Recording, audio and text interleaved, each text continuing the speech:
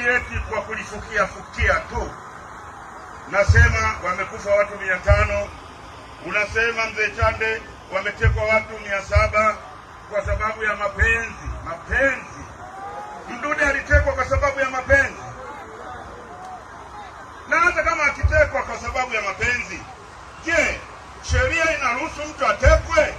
Na mamlaka ambazo zinatakiwa kuchukua hatua ziko wapi mpaka mtu kama Chande anakuja kuongea utumbo? Maana huu ni utumbo. Watu tunapoteza watu, tunapoteza marafiki, tunapoteza familia, tunapoteza watu, wanatekwa usiku mmoja. Mzee Kibao